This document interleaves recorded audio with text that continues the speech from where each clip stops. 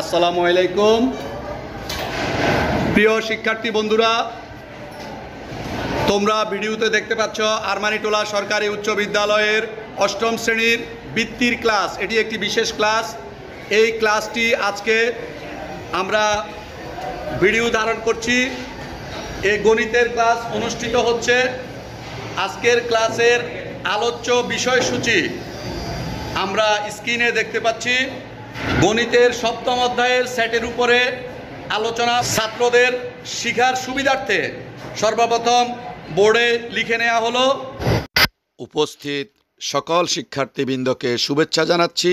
আশা করছি সবাই ক্লাসে সক্রিয় এবং মনোযোগী থেকে আমার সাথে থাকবে। প্রিয় শিক্ষার্থী বন্ধুরা, আমি সাজারুল ইসলাম মজুমদার আজকে তোমাদেরকে সপ্তম অধ্যায়ে গণিতের সপ্তম অধ্যায়ের সেটের উপর আলোচনা করব।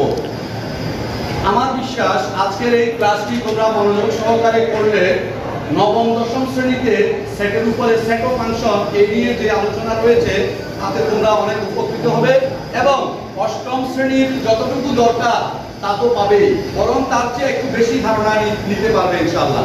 যেহেতু তোমরা বৃত্তি দিবে, আমরা ধরে নিচ্ছি তোমরা অ্যাডভান্স লার্নার, এই জন্য তোমাদের কথা ভেবে আমরা কিছু অতিরিক্ত তোমাদের অষ্টম শ্রেণীর সিলেবাসে যতটুকু নেই তার চেয়ে একটু বেশি উপাদান সংযোগ করে আজকের ক্লাসটি আমি সাজিয়েছি। আসো আমরা শুরু করি। সর্বপ্রথম আমরা আলোচনা করব সেটের পরিচয়। সেট কি এই জিনিসটির সংজ্ঞা আগে বোঝা দরকার। আমি সেটের সংজ্ঞা বলে যাব, তুমি যতটুকু সম্ভব মনে রাখার চেষ্টা করো। এখন সময় স্বল্পতার কারণে আমি হয়তো একেবারে আস্তে আস্তে করে বোর্ডে লিখে দেব না, মুখে বলে যাব। একটু মনোযোগ দিয়ে শোনো, তারপর তোমরা পারবা কিনা আমি পরে মূল্যায়ন করবে সেটা জিজ্ঞাসা করব। সেটের সংজ্ঞা দিচ্ছি। বস্তু জগতে কিংবা চিন্তার জগতে সুসংজ্ঞায়িত কতিপয় বস্তুর সমাবেশ বা সংগ্রহমালাকে সেট বলে। অনেক কঠিন হয়ে গেছে আমি জানি এটা এইভাবে শুনতে, কিন্তু আমি ব্যাকরণিকভাবে বইয়ের থেকে নিয়ে এই সংজ্ঞাটা তোমাদের সামনে উপস্থাপন করেছি।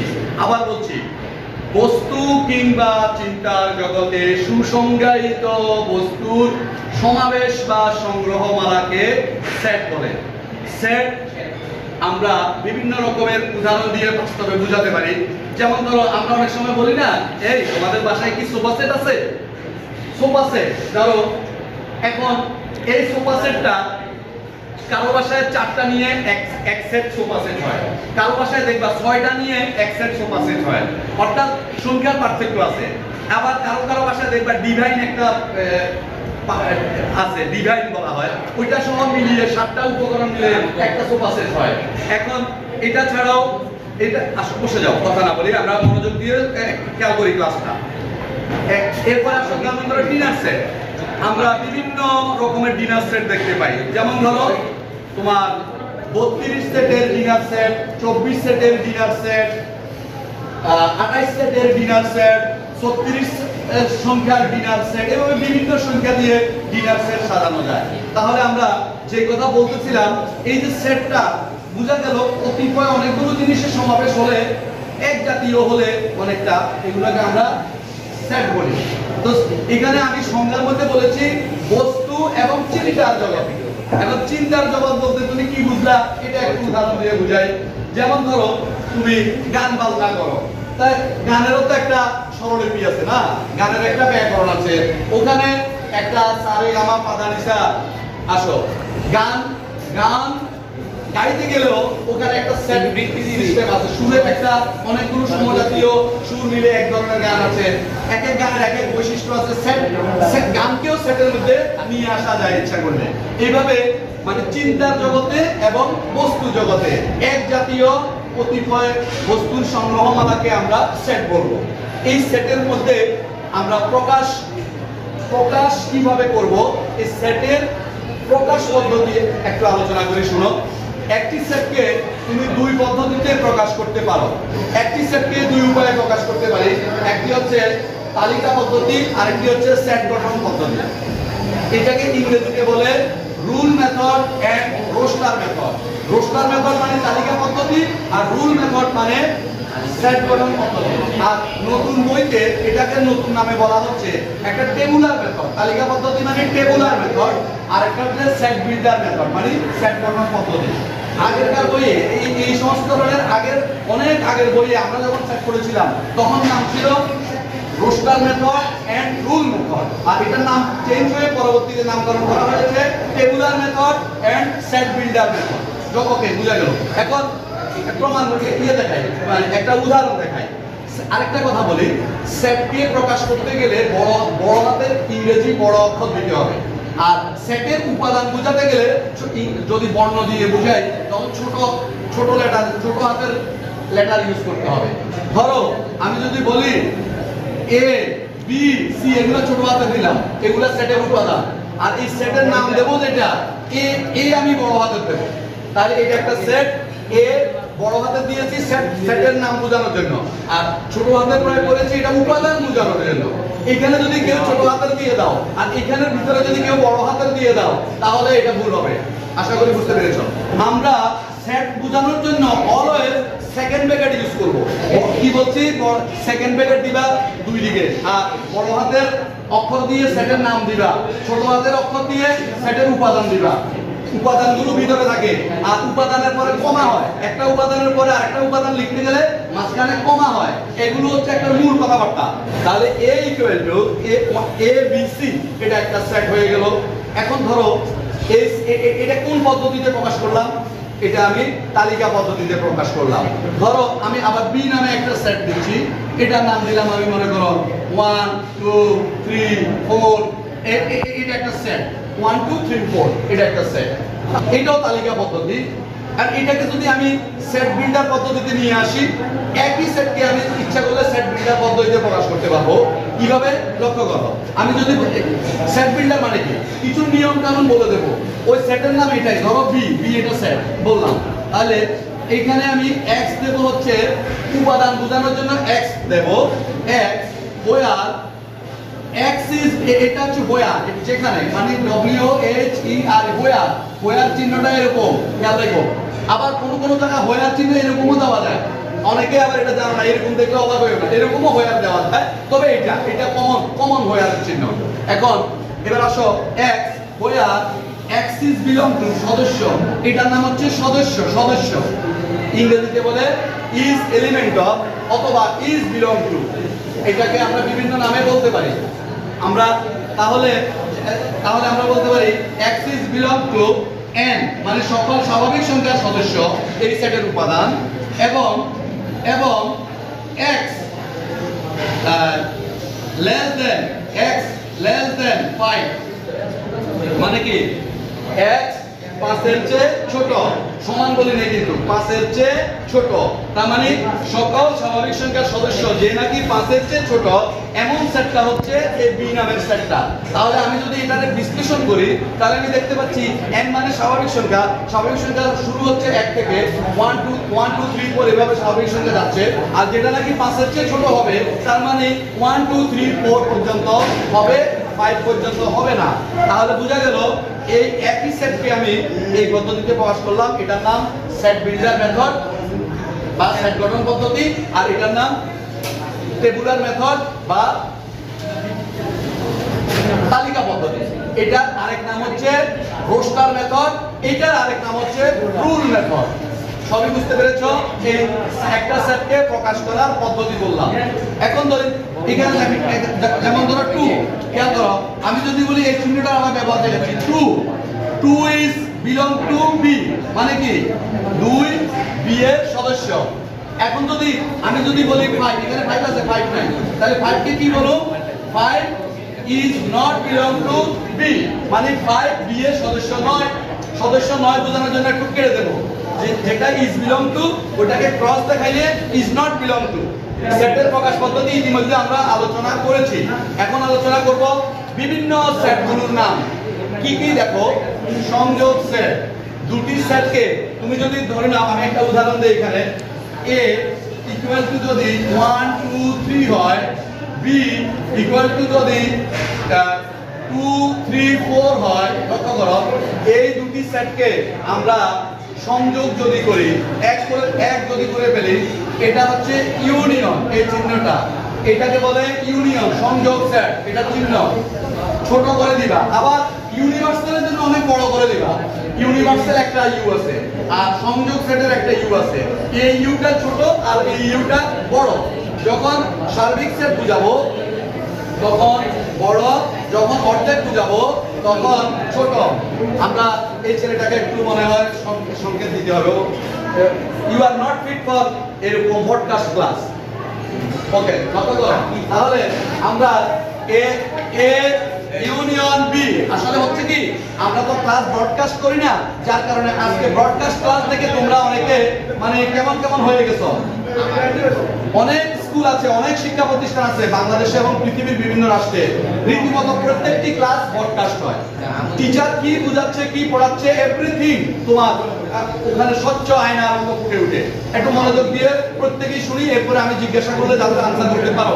লক্ষ্য করো, এ ইউনিয়ন বি মানে সংযোগ সেট, তাহলে আমার এখানে কি দাঁড়াচ্ছে 1 2 3 ইউনিয়ন 2 3 4। খেয়াল করো, আমরা যদি এক করে ফেলি, সংযোগ মানে কি এক করে ফেলা, তাহলে লক্ষ্য করো 1 এখানে নেই, আমার সংযোগ সেটের মধ্যে থাকবে 2 দুইবার আছে কিন্তু একবার থাকবে, দুইবার থাকবে না, কারণ মিল করে ফেলবো, দুটোটারে এক করে ফেলবো। তুমি যদি কো স্যার এখানে 2 আছে এখানে 2 আছে, তাহলে যেহেতু এক করবেন বলছেন, তাহলে আমি 2 2 দুইবার লিখবো না, এটা হবে না। অর্থাৎ লসাগুর মতো, লসাগুর মধ্যে কি তুমি দুইবার লিখতা, একবারই তো লিখতা। তাহলে এবারে এখানে 3 দুইবার আছে, 3 দিবা আর 4 দিবা। সংযোগ সেট আমরা বুঝিয়ে ফেললাম। তাহলে A union B equal to 1 2 3 4, এটা সংযোগ সেটের উদাহরণ। এটাকে তুমি কাপ বলতে পারো, দেখতে পেয়ালার মতো মনে হচ্ছে। ইউনিয়নকে সংক্ষেপে তুমি কাপ বলতে পারো, এ কাপ বি। দুই রকমের সংযোগ সেটকে এ ইউনিয়ন বি অথবা এ কাপ বি, বাংলা বললে এ সংযোগ সেট বি। ওকে, হয়ে গেল। এখন আসো এবার ছেদ সেট। আমরা এটা আলোচনা করেছি, এবার ছেদ সেট বুঝাই। ছেদ সেট হলো কি, দুইটা উপাদানের, দুইটা সেটের মধ্যে যে উপাদানটা কমন, যে উপাদান উভয় সেটের মধ্যে বিদ্যমান, ঠিক সেই উপাদান নিয়ে গঠিত সেটের নাম হচ্ছে ছেদ সেট। উদাহরণ দিয়ে বুঝাই। ধরো আমার এইখানে এই দিকটাতে একটু উদাহরণ দেই। এটাকে বলে ইন্টারসেকশন, সেটকে আমরা বলবো ইন্টারসেকশন, মানে ছেদ সেট। এই চিহ্নটা হবে টুপির মতো। এতটা বন্ধুরা, টুপির মতো মানে টুপির মতো পড়া, এই জন্য এটাকে বলা হয় ক্যাপ। টুপি ইংরেজি কি? ক্যাপ। সংযোগকে বলবা কাপ আর ছেদকে বলবা ক্যাপ, কিন্তু ইংরেজি বড় নাম কি? Intersection. You are not fit for broadcast class. Again আবার বললাম তোমারে, তোমার সমস্যা কি? তুমি কেন বৃষ্টি করা করছো? তোমার আব্বু আম্মুকে দিয়ে আমরা ক্লাস থেকে বহিষ্কার করে দেবো। এতবার এলাক করতে হয় তোমাকে। এ ইন্টারসেকশন বি, খেয়াল করো, এ ইন্টারসেকশন বি। তাহলে এ হচ্ছে আমার 1 2 3, লক্ষ্য করো, ইন্টারসেকশন বি, বি হচ্ছে কি 2 3 4। এখন আমি যদি এটা ইন্টারসেকশন করি মানে ছেদ করি, তাহলে উভয়ের মধ্যে কি উপাদান মিল পাচ্ছে? 2 পাচ্ছে। স্যার ক্লাসে স্যার এরকম বিশৃঙ্খলা সৃষ্টি করে। ধন্যবাদ, তোমার এই সচেতনতার জন্য অনেক ধন্যবাদ। আমি খুশি হয়েছি তুমি এই কথা বলেছো। আমরা বসো, তুমি বসো, আসো। এবার আমরা আবার পড়ার মধ্যে আবার ফিরে আসি। আমরা বলছিলাম এই যে ইন্টারসেকশন ছেদ সেট, তার মানে এই দুইয়ের মধ্যে মিল আছে কি 2, 3। তাহলে আমার এখানে কি নিতে হবে? 2, 3। খেয়াল করো বন্ধুরা, এই হচ্ছে ছেদ সেটের উদাহরণ। কিভাবে হলো? যেগুলো কমন, যেগুলো উভয় সেটের মধ্যে বিরাজমান, কেবলমাত্র সেগুলোই হবে ছেদ সেট। যেগুলো মিলে না সেগুলো বাদ চলে যাবে। আশা করি বুঝেছো। উচ্চারণ কি হবে? ইন্টারসেকশন। সবাই খেয়াল করো। আর সংক্ষেপে বললে কি বলবো? ক্যাপ। আর বাংলায় বললে কি বলবো? ছেদ সেট। ওকে, গেল ছেদ সেট। এবার আসো আমরা নিশ্ছেদ সেট। বন্ধুরা, আমরা এই ক্লাসে এত আলোচনা করতে গেলে আমরা প্রত্যেক সেট নিয়ে বারবার বেশি উদাহরণ দিতে পারবো না। একটা উদাহরণ দিয়ে আজকের ক্লাস শেষ করব। এরপরে আমরা অন্য ডেটে প্রয়োজনে এগুলোকে আবার অনেকগুলো উদাহরণ দিয়ে বুঝাবো। কিন্তু আজকে প্রাথমিক হিসাবে প্রত্যেকটার সাথে পরিচয় হয়ে যাও। তাহলে নিশ্চিত সেট, এই বন্ধুরা এটা নিয়ে অনেকে টেনশন আছে, আমি জানি। নিশ্চিত সেট এটা সাধারণত বুঝার কথা না, আমি একটু ইঙ্গিত দিয়ে যাই তাহলে বুঝবা। আসলে নিশ্চিত সেট নামে এখানে এই সেটগুলোর যেরকম একটা সিম্বল আছে, চিহ্ন আছে, বুঝাইছি এরকম চিহ্ন, এরকম অপারেশন করতে হয়, এই নিয়মে এটা সিলেক্ট করতে হয়। এই নিয়মে কাজ করতে হয়। নিশ্চিত সেট নামে আসলে কোনো চিহ্ন নাই, আসলে কোনো কাজ করার কিছু নাই। তবে ছেদ ছেদ তারা বুঝেছে, নিশ্চিত সেট তারা বুঝে যাবে। নিশ্চিত সেট শুধুমাত্র একটা দুইটা সেটের মধ্যকার ধারণা মাত্র, কিন্তু আসলে নিশ্চিত সেটের কোনো চিহ্ন নাই। কি ধারণা সেটা শুনো। শব্দ থেকে বুঝতে পেরেছ, একটা হলো ছেদ, একটা হলো নিশ্চিত। একটা ছেদ করা যায়, নিশ্চিত মানে কি ছেদ করা যায় না। তার মানে আমি যদি বলি, ধরো আমি এখানে একটা উদাহরণ দিয়ে বলি, a ইকুয়াল টু যদি আমার 1 2 3 হয় একটা সেট, b যদি হয়, খেয়াল করো b নামের সেটটা যদি হয় 4 5 6, একটা অফ করো। তাহলে বন্ধুরা আসি আমরা এই যে নিশ্চিত সেটের উদাহরণ দিচ্ছিলাম। ধরো একটা সেট উপাদান হচ্ছে 1 2 3 a, আর বি একটা সেট উপাদান হচ্ছে 4 5 6। লক্ষ্য করো এ সেটের যে উপাদান বি সেটের একটা উপাদানের সাথেও মিলে না। একটা 1 2 3 আর একটা 4 5 6, না, কোনো কমন কিছু নেই। তার মানে এই ক্ষেত্রে তুমি বলবা যেহেতু কমন কোনো উপাদান খুঁজে পাওনি, এখন বলা যাবে এ এবং বি পরস্পর নিশ্চিত সেট। এবার যদি বল স্যার কি সিম্বল হবে, এটা প্রতীকটা কি, না কোনো প্রতীক নাই। এই জন্য এটাকে আর অপারেশন করে দেখানো যাবে না। অতএব এটা আলোচনা আশা করি বুঝতে পেরেছো, এটা শেষ। এবার আসো সার্বিক সেট।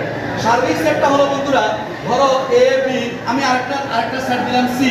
এটা যদি হয় 1 2 3 5 7, ধরো এরকম একটা সেট, তাহলে এ বি সি তিনটা সেট আছে।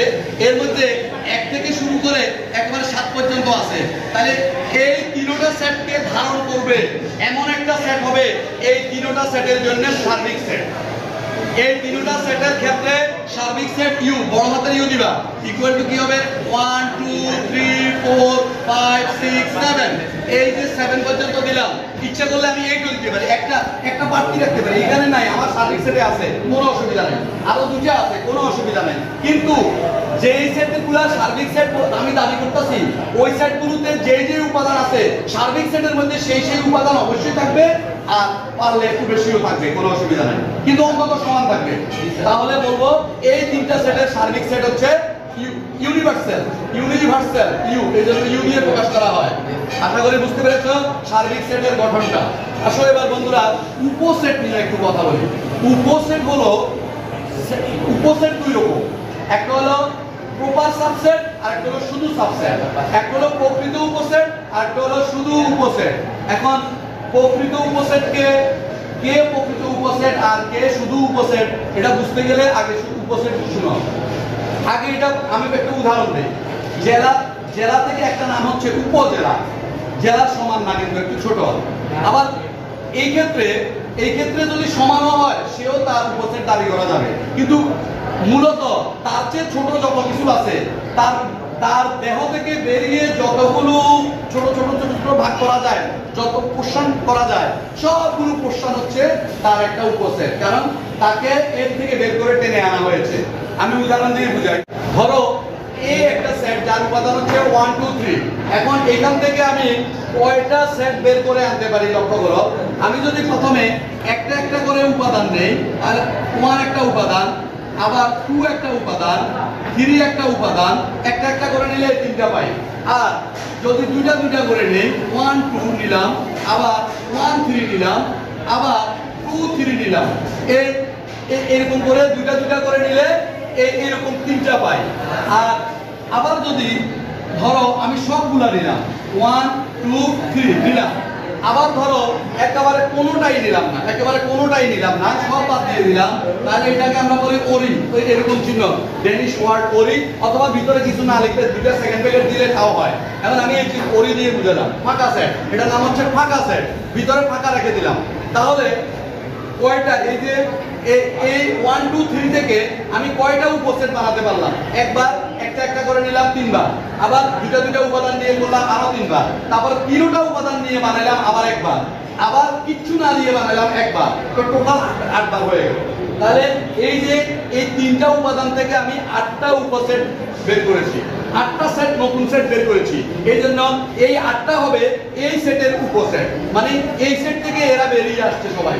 এই জন্য উপসেট বের করার সময় আগে উপাদান কত আছে সেটার উপরে দেখলে বোঝা যাবে টোটাল উপসেট কত হবে। তাহলে আমরা এখানে একটা কথা বলি, আমি যদি 2 টু দি পাওয়ার n এই সূত্রটা প্রয়োগ করি তাহলে একটা সেটের কয়টা উপসেট থাকবে এই সংখ্যাটা পেয়ে যাব। সেটা হলো কি 2 টু দি পাওয়ার n মানে কি n হচ্ছে উপাদান সংখ্যা, সেটের উপাদান সংখ্যাকে n দ্বারা প্রকাশ করা হয়। তাহলে এই সেটের উপাদান হচ্ছে 3টা। তাহলে আমি যদি 2 এর উপরে পাওয়ার 3 দেই তাহলে আমি রেজাল্ট পাবো কত 8। 2 * 2 * 2 মানে 8। তাহলে এই গুণে দেখো এই 8টা উপসেট হয়ে গেছে। তার মানে যদি এমন হয় এ বি নামক একটা সেট যদি হয়, খেয়াল করো এখানে যদি 1 2 3 4 হয়, যদি 4টা উপাদান থাকে তাহলে 2 এর উপরে তখন 2 এর উপরে 4 দিতে হবে আর তখন হবে 16। তখন উপসেট বের হবে কয়টা 16টা। এইভাবে আমরা উপাদান দেখে ওই সেটের উপসেটের সংখ্যা বলতে পারি। গেল তো উপসেটের সংখ্যা বুঝাম গেল, কিন্তু প্রকৃত উপসেট কে আর শুধু উপসেট কারা এটা শুনো। যে যদি এই সেটের চেয়ে অন্তত খেয়াল করো এখানে মোট কয়টা দিছি 8টা। আমি যদি এই একটা কমে দিই, সমান সমান যেটা আছে এটা বাদ দিয়ে দিলাম ধরো, তাহলে একটা কমে গেছে না ইয়ার উপাদান, একটা সংখ্যা কমে গেছে না উপসেটের সংখ্যা। তাহলে এখানে কয়টা হয়েছে 7টা। তাহলে এইটা হচ্ছে এই সেটের প্রকৃত উপসেট। প্রকৃত উপসেট হচ্ছে এমন এই চিহ্নটা হচ্ছে প্রকৃত উপসেট। আর শুধু উপসেট বুঝাইলে এরকম দিয়ে আবার এই চিহ্ন দিতে হবে, মানে ওই সমান সমান যেটা আছে সেটাও থাকবে। এই জন্য শুধু উপসেট বোঝানোর জন্য এরকম চিহ্ন হবে সিম্বল, আর প্রকৃত উপসেট বুঝাতে গেলে এরকম সিম্বল হবে। ধরো আমি বুঝাই বি নামে আরেকটা সেট দিলাম আমি 2 3। ধরো 2 3 ওয়ালা একটা সেট আছে যে হচ্ছে বি, আর এ একটা সেট আছে যার উপাদান হচ্ছে 1 2 3। তাহলে আমি এই ক্ষেত্রে বলতে পারি বি, খেয়াল করো বি ইজ সাবসেট এ। এই কথা মানে কি বি এ এর সাবসেট, কারণ বি এর হচ্ছে 2 3 আর এর হচ্ছে 1 2 3। তার মানে এটা প্রকৃত, এটা তার আসলে তার চেয়ে ছোট, তার সমান না। তার সমান হইলেও কিন্তু উপসেট হইতো, কিন্তু এখন যেহেতু একটা উপাদান কম আছে তার মানে সে প্রকৃত উপসেট। তার মানে B is proper subset A, এটা proper. B is proper subset A কখন? when a equal to 1 to 3 and b equal to 2 and 3, then we decide that b is proper set a. I hope you are better understand. Okay, লক্ষ্য করো বন্ধুরা, আমরা উপসেটের সূত্রটা বলেছি, কিন্তু প্রকৃত উপসেটের সূত্র যদি বলি, যেহেতু বলেছি একটা উপাদান অন্তত কম হতে হবে প্রকৃত হওয়ার জন্য, উপাদান সংখ্যা যা আছে তার চেয়ে একটা কম হলেই প্রকৃত উপসেট হয়ে যাবে। তাহলে প্রকৃত উপসেটের সূত্র হচ্ছে 2 টু দি পাওয়ার n হচ্ছে উপসেটের সংখ্যা, যেহেতু অন্তত কমপক্ষে একটা কম হতে হবে। এই জন্য এখান থেকে -1 যখন করবা তখন এটা প্রকৃত উপসেটের সূত্র হয়ে যাবে। যদি প্রকৃত উপসেটের উপাদান সংখ্যা কত এটা যদি জানতে চাও, তাহলে একটা সেটের প্রকৃত উপসেটের কয়টা সেট থাকে এটা সূত্র হচ্ছে 2 টু দি পাওয়ার n -1। একটা 1 মাইনাস করে দেব, মানে একটা সেট যাতে অন্তত কমে যায়, এই হলো কথা। উপসেটের সংখ্যা বোঝানোর পরে আমরা এবার আলোচনা করব শক্তি সেট। শক্তি সেটের মধ্যে উপসেটের সাথে একটা কানেকশন আছে, এই জন্য শক্তি সেট আলোচনা করব। শক্তি সেট কি শুনো, ইংরেজিতে বলে পাওয়ার সেট। এখন একটা সেটের যতগুলো উপসেট আছে সব উপাদান সংখ্যা কিন্তু শক্তি সেটের সদস্য। শক্তি সেট যদি বুঝাই, ধরো এ, আবার লিখে দেখাচ্ছি 1 2 3 এ। এখন আমি যদি এটাকে পাওয়ার অফ এ বলি, এইভাবে শক্তি সেটকে পি দিয়ে বোঝানো হয়, পাওয়ার অফ এ। খেয়াল রাখো এ এর শক্তি সেট। এখন কি হবে, প্রথমে হবে 1, খেয়াল করো 1 এটা একটা সেট, এটা 2, এটা 3। আমি আবার একটু লিখে দেখাচ্ছি 1, 3, আবার 1, 2, 1, 3, আবার 2,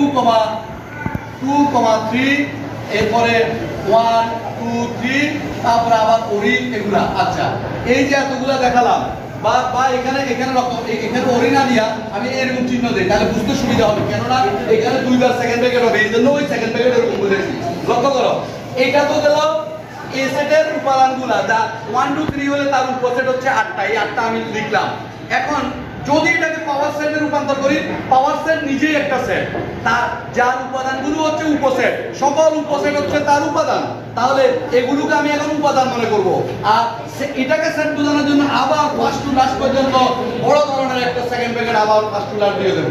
তাহলে কি বুঝাইলাম যে এখানে ডবল, এখানে সেকেন্ড ব্র্যাকেট একবার, এখানে আবার দুইবার সেকেন্ড ব্র্যাকেট হয়ে গেল। স্টার্টিং সেকেন্ড ব্র্যাকেট দুইবার, ক্লোজিং সেকেন্ড ব্র্যাকেটও দুইবার। কোথায়? পাওয়ার সেট বোঝানোর জন্য। নতুন করে আবার সেকেন্ড ব্র্যাকেট কেন দিলে? কারণ এটা নিজেই একটা সেট, আস্ত একটা সেট। তাহলে এটা হলো এ সেটের পাওয়ার সেট। কিন্তু আজকে আমি তোমার নতুন একটা আইডিয়া দিতে চাই, সেটি হলো গুণজ সেট। গুণজ সেটের সাথে কি কি মিল অমিল একটু খেয়াল করো। এই একটা সেট, এটা লক্ষ্য করো, বি নামক একটা সেট হচ্ছে 1 না বলে এ বি দিলাম ধরো, আর এখানে দিলাম এটা এ হচ্ছে 1 2 3, বি হচ্ছে এ বি। তাহলে আমি যদি বলি এ ক্রস বি, গুণজ সেটকে ক্রস দ্বারা প্রকাশ করা হয় বন্ধুরা, এ ক্রস বি। তাহলে হচ্ছে কি দেখো, প্রথমে সেকেন্ড ব্র্যাকেট দিবা, তারপরে ফার্স্ট ব্র্যাকেটের মধ্যে এখানে আগে ওদের নাম মানটা বসাই, তাহলে বুঝাইতে সুবিধা হবে। এই মান এ ক্রস আর এ কমা বি। একটু খেয়াল করো, এটা কিন্তু অ্যাডভান্স লার্নারের জন্য বলছি, এটা অষ্টম শ্রেণীতে আমি আলোচনা না করলেও পারি। যেহেতু তুমি বৃত্তি দিবা, তোমাকে একটু অ্যাডভান্স পড়িয়ে রাখতে হবে। এই জন্য আমি 9 10 এর গুণজ সেট এখন এখানে একটু তোমার সামনে তুলে ধরছি, এবং শক্তি সেটের সাথে গাঠনিক কি রূপ পরিবর্তন ওইটা বোঝানোর জন্যই আমি মূলত গুণজ সেটের আইডিয়াটা আনছি। এবার আসো আমরা এখানে এইভাবে করব, এই যে এটার সাথে প্রথমে এই দোনোটা গুণজ সেট কেমনে বের করে দেখো কিভাবে। প্রথমে এর একটা উপাদানের সাথে এটা দোনোটা সম্পর্ক দেখাবে একটা, আবার এটার সাথে এটা, আবার এটার সাথে এই দুইটা, এইভাবে দেখাচ্ছি আমি। 1 কমা দিবা, একটা দিয়ে কমা দিবা, 1 এ ব্র্যাকেট শেষ করবা, এরপরে আবার কমা দিবা বন্ধুরা। এখানে কিন্তু ফার্স্ট ব্র্যাকেট দিবা, কখনো গুণজ সেটে সেকেন্ড ব্র্যাকেট দিবা না উপাদান বোঝানোর জন্য। তারপরে আবার এখানে 1 বি দিবা, মানে 1 দিয়ে দিবা, আবার কমা দিবা, এবার 2 এ, আবার 2 বি, এবার আবার কমা দিবা, 3 এ, আবার কমা দিবা, 3 বি। এইবার এই যে তুমি বাই করলা, সম্পর্কগুলো বন্ডগুলো তৈরি করলা, এটাকে সেট বোঝানোর জন্য বন্ধুরা ফার্স্ট টু লাস্ট পর্যন্ত আবার একটা সেকেন্ড ব্র্যাকেট দিবা। কারণ সেকেন্ড ব্র্যাকেট না দিলে তো সেট প্রকাশ করা হয় না। এই জন্য ভিতরের গুলো ফার্স্ট ব্র্যাকেট দিয়েছি কেন? ওদের ক্রমজোড়, এটাকে বলে ক্রমজোড়। মধ্যে বুঝালাম কি কে আগে কে পরে, এটা বিবেচ্য। এ ক্রমজোড়ের মধ্যে এ আগে না বি আগে, গুণজ সেটে এটা স্পষ্ট উল্লেখ করতে হবে। অর্থাৎ এ ক্রস বি আর বি ক্রস এ এক কথা না, দুইটা আলাদা আলাদা জিনিস, দুইটা দুই রকমের হবে। গুণজ সেটের ব্যবহার উপরের ক্লাসে আছে, মানে শিল্প সাহিত্যে বিভিন্ন বুটিক্স আমাদের ইয়াতে নকশিতে গুণজ সেটের অ্যাভেলেবেল ব্যবহার আছে। তো গুণজ সেট বলার কারণ হলো শক্তি সেটের সাথে গুণজ সেটের কি সম্পর্ক একটু খেয়াল করো। গুণজ সেটের মধ্যে তুমি এখানে ভিতরে উপাদানগুলো লেখার জন্য কিন্তু প্রথম ব্র্যাকেট ইউজ করেছো বন্ধুরা, খেয়াল করো। আর শক্তি সেটের মধ্যে তুমি ভিতরে কিন্তু সেকেন্ড ব্র্যাকেট ইউজ করেছো। তুমি যদি ভুল করে এখানে যদি গুণজ সেটের মধ্যে ফার্স্ট ব্র্যাকেট দিয়ে দাও, তাহলে ওটা কাটা যাবে। তাহলে দেখো একটা মিল আছে, একটা অমিল আছে, গুণজ সেট এবং শক্তি সেট। আশা করি আজকে যেহেতু ক্লাসটা আমাদের প্রায় শেষ হয়ে গেল, ঘন্টা বেজে গেছে, আজকে আমি হয়তো ক্লাস আর বেশি দূর রান করতে পারলাম না। আগামীতে এই অংশে যেগুলো আমি লিখেছি বন্ধুরা, সসীম সেট, অসীম সেট, ফাঁকা সেট, সেটের অন্তর, পূরক সেট, ভ্যান চিত্র, এইগুলো আমি ডিটেইলস আরেকটা ক্লাসে তোমাদেরকে বুঝাবো এবং এরপরে তোমাদেরকে মূল্যায়ন পর্যায়ে নিয়ে যাব। আজকের এই ক্লাসটি আমাদের দ্বিতীয় পর্বের ক্লাস। প্রথম পর্বে আমি সেটের উপরে প্রাথমিক ধারণা সহ কিছু দূর এগিয়ে গিয়েছি আলোচনা। আজকের বাকি অংশ, সেটের বাকি আলোচনা বিষয়বস্তু তোমাদের সামনে আজকের ক্লাসে উপস্থাপন করব। আজকের বিবেচনার বিষয় হলো, আলোচ্য সূচি হলো সসীম সেট, অসীম সেট, সেটের অন্তর, ফাঁকা সেট, পূরক সেট এবং ভ্যান চিত্র। এই কয়েকটি অনুষঙ্গ নিয়ে আজকের ক্লাসে আমরা আলোচনা করব। আমরা প্রথমে সসীম সেট নিয়ে তোমাদেরকে দেখাবো। সসীম সেট কি বন্ধুরা? সেটের মধ্যে যে উপাদানগুলো থাকে সেই উপাদানগুলো যদি একটি নির্দিষ্ট হিসেবে থাকে, অর্থাৎ সেই হিসেব করে যদি আমি উপাদানগুলোকে জানতে পারি, তাহলে সেই সেটকে আমরা বলবো সসীম সেট। অর্থাৎ যেই সেটের উপাদান সংখ্যা নির্দিষ্ট সেই সেটকে আমরা বলবো সসীম সেট। উদাহরণ দিচ্ছি, যেমন ধরো এ একটি সেট, এই এ সেটকে আমি যদি বলি 2 5 7 8 যাই হোক একটা এই চারটাই কেবলমাত্র উপাদান। আর অসীম সেট হলো বন্ধুরা খেয়াল করো, ধরো যে সেটের উপাদান নির্দিষ্ট না, এর শব্দ দিয়ে বোঝা যায় অসীম। তাহলে কিভাবে হবে অসীম? আমি একটা উদাহরণ দেই, লক্ষ্য করো।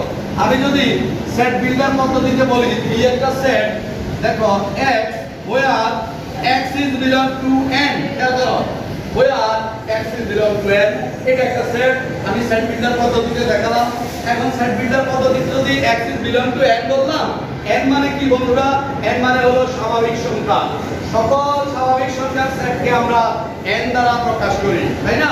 তাহলে স্বাভাবিক সংখ্যার লোয়ার লিমিট হলো 1 আর স্বাভাবিক সংখ্যার হায়ার লিমিট ইনফিনিটি মানে অসীম।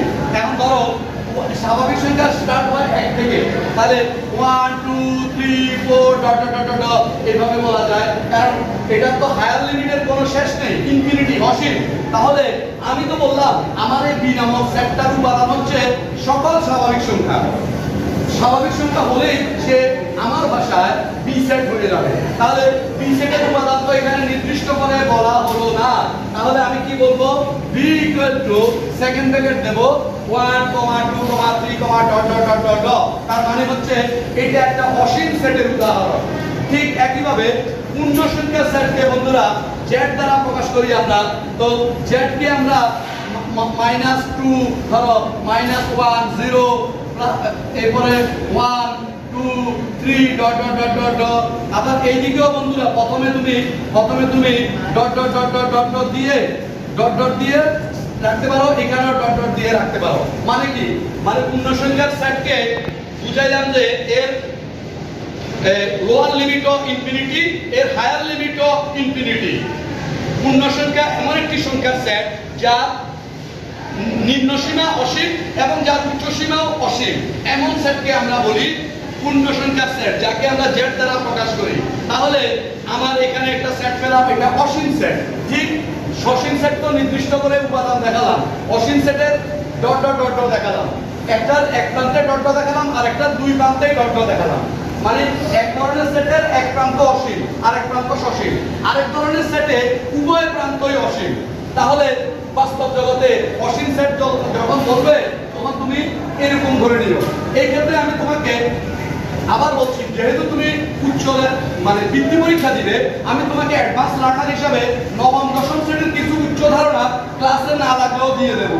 ভবিষ্যতে নবম দশমে গেলে তুমি সেট ও ফাংশন যখন করবা তখন তোমার কাছে ভালো লাগবে। সেটা হলো কি, দেখো এটা প্রসঙ্গক্রমে বলতেছি, নবম দশমে যখন তুমি জেনারেল ম্যাথ হায়ার ম্যাথ করতে যাবা, এখানে সেট ও ফাংশনে একটা ধারণা পাবা। দেখো একটা ধারণা হচ্ছে n is subset z, z is subset q, q is subset r, n subset z, subset q, subset r।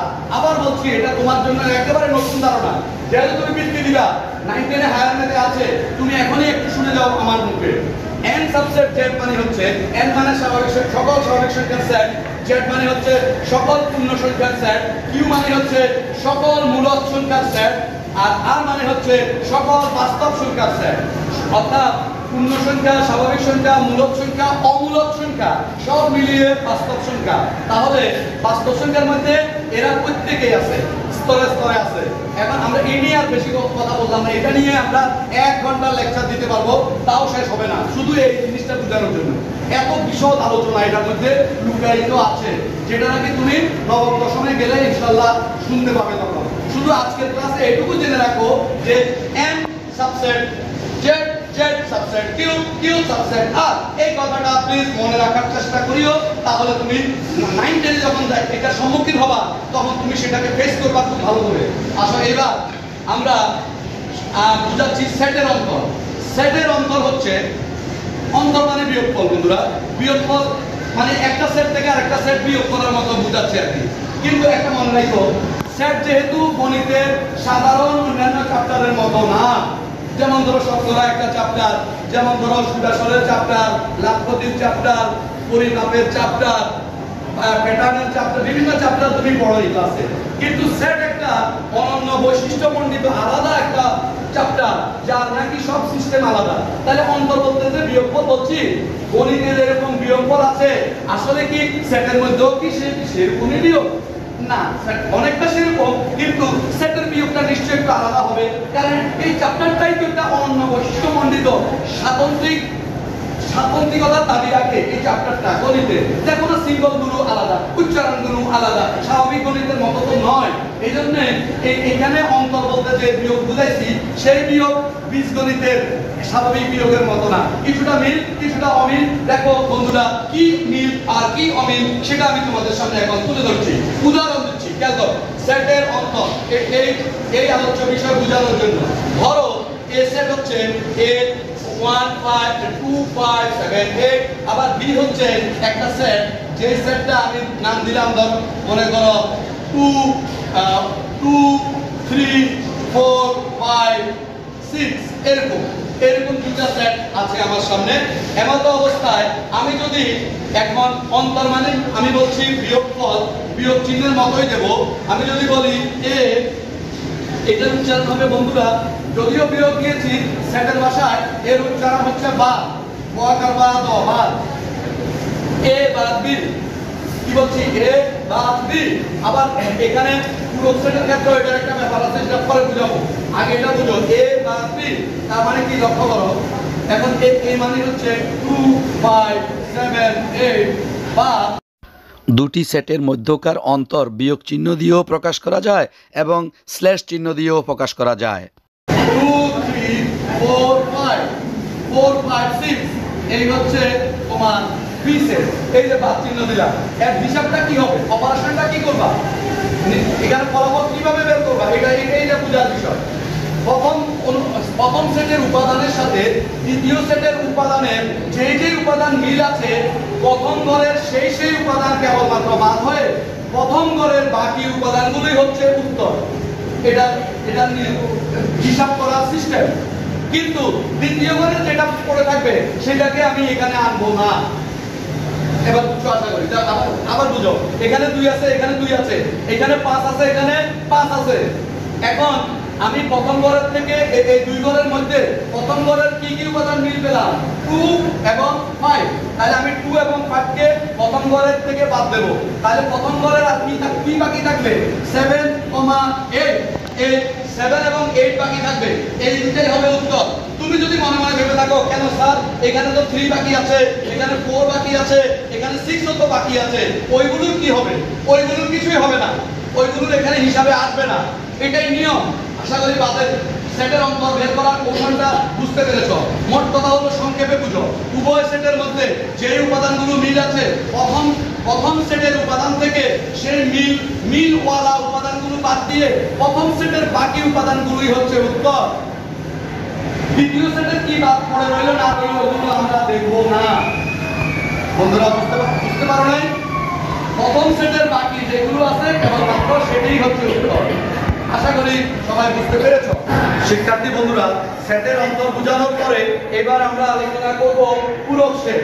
যদিও ফাঁকা সেট রয়ে গেছে, ফাঁকা সেট আমরা একটু পরে আলোচনা করি, কারণ এই যে সেটের অন্তর এটার সাথে খানিকটা পূরক সেটের আইডিয়াটা একটু মিল আছে। কোথায় আছে এটা দেখাচ্ছি, শোনো।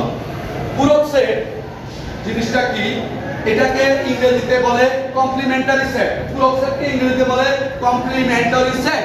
মাথায় রাখবা, কমপ্লিমেন্টারি লিখতে গেলে সি, প্রথমে সি দিয়ে স্টার্ট করা হয়। এই জন্য এটা দুইটা চিহ্ন আছে। ধরো আমি এ সেট যদি পূরক বুঝাই, তাহলে এর মাথার উপরে ছোট করে একটা সি দিতে হবে। এভাবে একটা সি দিয়ে দিবা, ছোট করে একটা সি দিবা, নতুবা এ সেটের উপরে প্রাইম চিহ্ন দিবা, এ প্রাইম অথবা এ কমপ্লিমেন্টারি সি দিবা। তাহলে এই দুইটা প্রতীক দিয়ে পূরক সেট বোঝানো যায়। অর্থ কি, এ সেটের পূরক সেট, এর উপরে সি কমপ্লিমেন্টারি আর অথবা এর উপর প্রাইম, এটা দ্বারা বোঝাচ্ছি এ সেটের পূরক সেট। মানে ব্যাখ্যা কি, ব্যাখ্যা হলো এ প্রাইম মানে হলো বন্ধুরা, যদি এ প্রাইম থাকে তাহলে সেখানে ব্যাখ্যা হলো ইউনিভার্সাল বা এ। লক্ষ্য করো, ইউনিভার্সাল সেট আমরা গত ক্লাসে বুঝিয়েছি সার্বিক সেট। ইউনিভার্সাল বা এ করলে যে হিসাব নিকাশ করে লাস্টে যে সেটটা বের হবে সেটি হবে এ প্রাইম, মানে এ সেটের পূরক সেট। এখন এই পূরক সেটের আইডিয়া বুঝতে গেলে এখানে ওই যে বাদ চিহ্ন, ওই যে সেটের অন্তর, যেটা একটু আগে বুঝাইছিলাম, দেখছো, খেয়াল করছো, এখানে অপারেশন করতে গিয়ে সেটের অন্তরের ধারণা ঢুকে গেল। এই জন্য আমি বললাম যে সেটের অন্তরের পরে আমি পূরক সেটটা আলোচনা করি, পরে ওই সেট আলোচনা করব। তাহলে লক্ষ্য করো, তাহলে ইউনিভার্সাল বাদ এ আমি যদি এখন মান দিতে যাই, ধরো উদাহরণ দিচ্ছি 1 2 3 4 5 6 7 8 9, ধরো 1 থেকে 9 পর্যন্ত আমার ইউনিভার্সাল সেট। এর মধ্যে a ইকুয়াল টু এই যে বাদ চিহ্ন দিলাম, a মানে 2 5 7 8, তাহলে আমি লিখে দিলাম 2 5 7 8। তাহলে কি দাঁড়ালো? এখন আমি যদি হিসাব করি তাহলে আমি এখানে কি দেখতে পাচ্ছি, 2 5, এই যে 2 5 7 8, তাহলে এখানে দেখো 2 5 7 8 আছে। তাহলে এখান থেকে এটা বাদ দেই, তাহলে এটা বাদ দেই, বাদ দিলে কি থাকে খেয়াল করো, 3 4 6, এই তো থাকে 1 3 আর 9, সরি, আবার আরেকটা থাকে 9। তাহলে 1 3 4 6 9, এটি হচ্ছে a প্রাইম। a প্রাইম মানে হচ্ছে ইউনিভার্সাল বাদ এ, এর ইউনিভার্সালের মান বসালাম, এর মান বসালাম, মানে উপাদানগুলো বসালাম, তারপরে যে দুই ঘরের মধ্যে যে উপাদানগুলো মিল আছে প্রথম ঘর থেকে সেই উপাদানগুলো বাদ দিয়ে প্রথম ঘরের বাকি উপাদানগুলো বসিয়ে দিলাম, এর নাম হচ্ছে a প্রাইম। আশা করি বন্ধুরা বুঝতে পেরেছো। গেল পূরক সেটের ধারণা। এখন রয়ে গেল ফাঁকা সেট। ফাঁকা সেটকে দুই সিম্বলে প্রকাশ করা যায়। ফাঁকা মানে কি? ভিতরে কিছুই নেই। তাহলে তোমরা তো জানো সেট প্রকাশ করতে গেলে সেকেন্ড ব্র্যাকেট লাগে, অবশ্যই লাগে। এই কথাগুলো আমি গত ভিডিওতে বলেছি। তাহলে এই যে ভিতরে কিছুই দিলাম না, এটা একটা ফাঁকা সেটের সিম্বল। আরেকটা সিম্বল হচ্ছে এইভাবে দিয়ে এইভাবে পেটটা কেটে দিবা, মাঝখান বরাবর ক্রস দিবা। এখন এই ক্রস আবার এই দিক থেকে দিও না, ক্রসটা এই দিক থেকে দিও। তাহলে এটার নাম হচ্ছে ডেনিশ ওয়ার্ড। ডেনিশ বুঝছো তো, ডেনমার্ক। এই ডেনিশ ওয়ার্ড ওরি, এটার নাম ওরি, ওই ভাষায় উচ্চারণ করলে ওরি বলি আমরা। তাহলে ফাঁকা সেটকে আমরা ওরিও বলতে পারি অথবা ফাঁকা সেট বলতে পারি, এমটি সেট যেটাকে বলা হয়। এখন দেখো একটা উদাহরণ দিয়ে বুঝাই। ধরো ভিতরে আমি যদি কিছুই না লিখি তাহলে এটা একটা ফাঁকা সেট। এ একটা সেট, খেয়াল করো, আমি এইভাবে দিলাম, কিছুই দিলাম না, তাহলে এটা ফাঁকা সেট। অথবা এ কে আমরা ওরি দেখালাম, তাহলে এটা একটা ফাঁকা সেট। আর ফাঁকা সেট মানে কি? ভিতরে কোনো উপাদান নেই। যখন ধরো ফাঁকা সেট কখন আসতে পারে, একটা লক্ষ্য করো, যদি তুমি সেটের অন্তর থেকে ফাঁকা সেট আসতে পারে, কি লেখা আসতে পারে? ওই যে বললাম যে প্রথম সেটের উপাদানের সাথে দ্বিতীয় সেটের উপাদানের যে মিল আছে, দোনো ঘরে যদি সব মিল হয়ে যায়, তখন আমি কি করব? এটার উত্তর তো নিশ্চয়ই এবার টিচার দিতে হবে। এই জন্য ফাঁকা সেটের আইডিয়া। তখন বলতে হবে যদি উভয় ঘরের সকল উপাদান মিলে যায় আর প্রথম ঘরের কোনো উপাদান না থাকে, অমিল কোনো না থাকে, তখন সেখানে ভিতরে তুমি কিছুই দিবে না মানে এইভাবে লিখবে, নতুবা এইভাবে লিখবে, যার নাম হবে ফাঁকা সেট। ওকে বন্ধুরা, বুঝতে পেরেছো? গেল এটা। এইবার আসো ভেন চিত্র। আজকের ক্লাসের আমি মনে করি যে এটা একটা আকর্ষণীয় দিক। আবার বলছি, তোমার বইয়ে ভেন চিত্রের আইডিয়া নাই, কিন্তু নবম দশম শ্রেণীতে তো আছে। বৃত্তি পরীক্ষার্থী হিসাবে তোমার এখন একটু শিখে নেওয়া দরকার। বন্ধুরা, আমি খুব অল্প ভাষায় সংক্ষেপে তোমাকে ভেন চিত্র শিখাবো। তুমি 9 10 গেলে দেখবা ভেন চিত্রের উপরে কি সুন্দর পাটিগণিতের মতো আলোচনা। ভেন চিত্র অনেকগুলো পরতে সাজানো আইডিয়া পাবা। কিন্তু আজকের ক্লাসে আমি তোমাকে জাস্ট এর সাথে পরিচয় শিখিয়ে দেবো। কিরকম শুনো, আয়তক্ষেত্র এবং বৃত্ত দিয়ে তোমাকে ভেন চিত্রের মৌলিক আইডিয়াটা প্রকাশ করার চেষ্টা করব। লক্ষ্য করো, ধরো উদাহরণ দিচ্ছি। ধরো 1 2 3 4, আমি এভাবে দিচ্ছি 1 2 3 4, এ নামক একটা সেট 1 2 3 4। আবার আরেকটা সেট 1 2 3 4 5 পর্যন্ত দিলাম। আর আরেকটা বি নামের একটা সেট ধরো আমি 4 5 6 7 এইভাবে দিলাম। এখন আমি এই দুটো সেটকে ভেন চিত্রের মাধ্যমে বন্ধুরা কিভাবে প্রকাশ করা যায় সেটাই দেখাচ্ছি। একটা ভেন চিত্র কি করে জানো? একটা পুরো সেটকে, যে সেটগুলো আমরা এই যে সেট সংযোগ সেট, বিভিন্ন সার্বিক সেট, বিভিন্ন সেটের কথা বুঝাচ্ছিলাম না, একটা ভেন চিত্রের মাধ্যমে তুমি সকলের পরিচয় পেয়ে যাবে। এত সুন্দর একটা আইডিয়া মিস্টার ভ্যান এটি আবিষ্কার করেছেন, এই জন্য ভ্যান চিত্র ওনার নাম অনুসারে। একটা খেয়াল করো, লক্ষ্য করো, আমি যদি খেয়াল করো,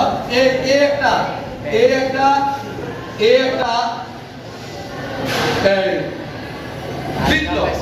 আচ্ছা, এই বৃত্তে এই সেট আমি যদি বলি আবার আবার ধরো এই একটা বৃত্ত, এটা একটা বৃত্ত বি।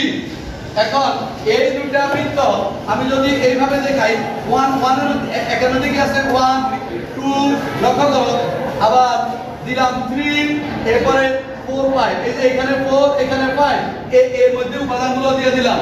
এবার বি এর মধ্যে আছে 4 5 6 7, এই যে বি নামক এই যে 4 5 দিয়ে দিলাম, আর এখানে 6 এখানে 7 দিয়ে দিলাম।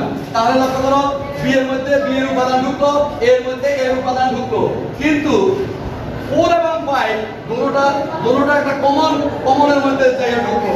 তার মানে বোঝা গেল এখানে ধ্যানচিত্রের মধ্যে বোঝা গেল ছেদ হবে 4 এবং 5 হবে ইন্টারসেকশন, মানে দুটো জায়গায় মিল আছে। আর পুরো আইডিয়াটা প্লিজ খেয়াল করো বন্ধুরা, শেষ এই যে একটা আয়ত, এই আয়ত দিয়ে ধ্যানচিত্রের মাধ্যমে বোঝানোর জন্য আমি ছবি আঁকলাম, একটা এ নাম এ সেটের একটা ছবি আঁকলাম, বি সেটের একটা ছবি আঁকলাম, এবং এ এবং বি মিলে একটা ইউনিভার্সাল সেটের একটা ছবি আঁকলাম। ইউনিভার্সাল মানে যেটাকে আমি ইউ দ্বারা বোঝাচ্ছি। ইউনিভার্সাল সেট হচ্ছে বন্ধুরা আমার 1 2 3 4 5 6 7 8 9 10 11 পর্যন্ত ধরো। আর এ নামক এই সেটটা হচ্ছে 1 2 3 4 5, আর বি নামক সেটটা হচ্ছে 5 4 5 6 7 ধরো। এইভাবে আমি বুঝাচ্ছি। এখন আমি এই টোটাল আইডিয়াটাকে ধ্যানচিত্রের মাধ্যমে কিভাবে প্রকাশ করব একটু খেয়াল করো। আমি প্রথমে এ সেটটি একটা বৃত্ত দ্বারা বুঝালাম, ওভাল বৃত্তকে আমরা কি বলি ওভালের মাধ্যমে। এখন এই যে এখানে এ নামক ওভালটাতে আমি কি দিলাম 1 2 3 4 5, লক্ষ্য করো 1 2 3 4 5। আবার বি নামক ওভালটাতে আমি দিলাম 4 5 6 7 4 5 6 7, লক্ষ্য করো দেখা যাচ্ছে কি 4 এবং 5 এই দুইটা উভয় ওভালের ভেতরে স্থান পায়। তার মানে কি এই দুই সেটের মধ্যে যদি আমি ছেদ বের করতাম তাহলে 4 5 হয়ে যেত। আবার যদি আমি সংযোগ সেট করতাম তাহলে এইগুলা আর ভিতরের এটা একবার আর ওইগুলো একবার, এইভাবে সংযোগ সেটও হয়ে যেত। এবার আসো সার্বিক সেটকে তুমি একটা আয়ত দিয়ে বোঝাতে হবে বন্ধুরা। একটা আয়ত কল্পনা করো পুরোটার উপরে, যেটাকে আমি ইউনিভার্সাল বড় হাতের ইউ দিয়ে বুঝালাম। মানে এটা হচ্ছে সার্বিক সেট। সার্বিক সেটের প্রতীক হচ্ছে আয়তটা। খেয়াল করো, এ সেটের প্রতীক একটা ওভাল, বি সেটের প্রতীক একটা ওভাল, প্রত্যেকটা ওভালের মধ্যে তার মানগুলো বসাই দিলাম। এবার ওই যে আয়তটা এঁকেছ ইউনিভার্সালের প্রতীক, ইউনিভার্সালের মান কত 1 থেকে 11 পর্যন্ত। এখানে লক্ষ্য করো এই দুই ওভালের মধ্যে এ এবং বি এর মধ্যে যা ঢুকছে বাকি ঢুকে নাই কি 8 9 10 11। এখানে 8 9 10 11 আছে। তাহলে এই 8 9 10 11 এটা কোথায় যাবে? এটা যাবে ওই যে আয়তের মধ্যে। আয়ত এখানে কার প্রতিনিধিত্ব করতেছে? ইউনিভার্সালের। তাহলে ইউনিভার্সালের জন্য বাকি থেকে যায় কি 8 9 10 11, যেগুলো নাকি এ আর বি এর মধ্যে ঢুকে নাই, এ আর বি এর মধ্যে নাই, কিন্তু ইউনিভার্সালের মধ্যে আছে। এই জন্য ইউনিভার্সাল সেটের বাকি উপাদানগুলো আয়তের মধ্যে লিখে দেব। আয়তের মধ্যে লিখে দিয়ে আয়তের উপর দিয়ে ইউনিভার্সাল চিহ্নটা দিয়ে দেব। এই যে আমি একটা চিত্রের মাধ্যমে প্রকাশ করলাম, এটার নাম হচ্ছে ভ্যান চিত্র। অর্থাৎ সেটের আইডিয়াগুলোকে তুমি একটা আয়ত এবং বৃত্তের মাধ্যমে প্রকাশ করে যে একটা জিনিস উপস্থাপন করবা তারই নাম হচ্ছে ভ্যান চিত্র। ভ্যান চিত্রের মাধ্যমে সেটের প্রকাশ। আগামী ক্লাসে আমরা সেটের এই প্রাথমিক আইডিয়া দুইটা ক্লাসে তুলে ধরার পরে তোমাদের বইয়ের থেকে অঙ্ক ধরে ধরে একটা করে আমরা ক্লাস ইনশাআল্লাহ আগামী সেটের ক্লাসে সমাধান করব। আমরা প্রথম দুই ক্লাসে সেটের মৌলিক আইডিয়া তোমাদের সামনে কনসেপ্টগুলো তুলে ধরার চেষ্টা করেছি মাত্র। এরপরে আমরা ব্যবহারিক ক্লাস অর্থাৎ প্র্যাকটিক্যাল ক্লাস, অর্থাৎ তোমার বইয়ে সেটের অধ্যায়ে 1 নম্বরের অঙ্কটা কি, 2 নম্বরের অঙ্কটা কি, 3 নম্বরের অঙ্কটা কি, অনুশীলনী ধরে ধরে আমরা একটা অঙ্ক সেটের চ্যাপ্টারে ক্লাসে আগামীতে ইনশাআল্লাহ তোমাদেরকে দেখাবো। এখন ধরে নিও এই দুইটা ক্লাস সেটের উপরে তত্ত্বীয় আলোচনা করলাম মাত্র, অর্থাৎ থিওরিক্যাল ম্যাথমেটিক্সের পর্যায়ে যেটা বোঝানো দরকার সেটের জন্য, এই থিওরিক্যাল ম্যাথমেটিক্স এই দুইটা ক্লাসের মাধ্যমে সেটের চ্যাপ্টারে আমরা তুলে ধরলাম। এরপরে সেটের চ্যাপ্টারে আগামী ক্লাস থেকে প্র্যাকটিক্যাল ম্যাথমেটিক্স হিসাবে আমরা পাঠ্য বইয়ের অনুশীলনী খুলে ধরে ধরে অঙ্কগুলো করাবো। এই পর্বে আমরা এবার মূল্যায়নের দুই একটা প্রশ্ন তোমাদেরকে আমরা একটু যাচাই করে দেখি। গত ডেটে আমি যে আলোচনাগুলো করেছিলাম তার থেকে ছোট দুই একটা প্রশ্ন আমি তোমাদের সাথে মূল্যায়ন করি। প্রথমে তুমি দাঁড়াও, তুমি বলো তো দেখি সেট কাকে বলে? সেট কি? বাস্তব বা চিন্তা জগতের সুসংজ্ঞায়িত বস্তু সমাবেশ বা সংগ্রহকেই সেট বলে। বাহ, অনেক সুন্দর বলেছ, ধন্যবাদ তোমাকে, তুমি পেরেছ। বসো। তারপর তুমি দাঁড়াও, তুমি বলো সংযোগ সেট বলতে তুমি কি বুঝো? জোরে বলো। স্যার, দুই বা ততোধিক সেটের সকল উপাদান মিলিত হয়ে যে সেটটা সেট গঠিত হয় তাকে সংযোগ সেট বলে। ধন্যবাদ, অনেক ভালো বলেছ। এই পর্যায়ে আমি আবার আরেকটি প্রশ্ন নিয়ে আসবো। সৃজন বিট দাঁড়াও। আচ্ছা সৃজন, তুমি বলো তো, আমরা যে ছেদ বলি, এই ছেদকে তুমি কি হিসেবে উচ্চারণ করবা? ছেদকে আমরা পড়বো কিভাবে? সেটকে আমরা ইন্টারসেকশন দিয়ে আমরা প্রকাশ করি। আর সংক্ষেপে হয়তো বলা যাবে। ধন্যবাদ সৃজন, ভালো বলেছ যে সেটকে আমরা বলবো ইন্টারসেকশন বা ক্যাপ। এবার আমরা আলিফকে প্রশ্ন করছি। আলিফ, বলো তো দেখি তুমি পূরক সেট সম্পর্কে তুমি যা জানো বলো। পূরক সেটকে কমপ্লিমেন্ট সেট হিসেবে বলা হয়। এর প্রতীক হচ্ছে সি। ইউনিভার্সাল বাদ দিয়ে যা সেট থাকে সেটাকে কমপ্লিমেন্ট সেট বলে। এটা কি চিহ্ন দিয়ে আর কি সি দেওয়া যায়, আর কি দেওয়া যায়? দিয়ে এবং প্রাইম চিহ্ন দিয়ে এটিকে প্রকাশ করা যায়। এর ব্যাখ্যাটা কি হয়? ইউনিভার্সাল বাদ এ দিয়ে এটি প্রকাশ করতে হয়। ধন্যবাদ, ভালো বলেছ। বসো। সিয়াম আমাদের বৃত্তি ক্লাসের ছাত্র। সিয়াম, তুমি বলো তো সেট কাকে বলে? বস্তু বা চিন্তা জগতের সুসংজ্ঞায়িত বস্তুর সুসংজ্ঞায়িত সমাবেশ বা সংগ্রহমালাকে সেট বলে। বাহ, অনেক সুন্দর বলেছ, ধন্যবাদ। আর বাড়ির কাজ শুনো। বাড়ির কাজ হচ্ছে আজকে আমি যে আইডিয়াটা তোমাদেরকে এখানে দিলাম, এই আইডিয়াটা পরিপূর্ণরূপে যার মাথায় যতটুকু ধারণ করতে পেরেছ, এইটা বিশেষ করে তোমার খাতার মধ্যে তুমি লিখে এনে আগামী ক্লাসে আমাকে দেখাবে। আর এরপরের থেকে আমরা পাঠ্য বইয়ের অনুশীলনীর অঙ্কের মধ্যে ঢুকে যাব, প্র্যাকটিসে ঢুকে যাব। সবাই ভালো থাকো, বাড়ির কাজ করে আনবা, এই আশাবাদ রেখে আজকে ক্লাস এখানেই রাখলাম। আল্লাহ।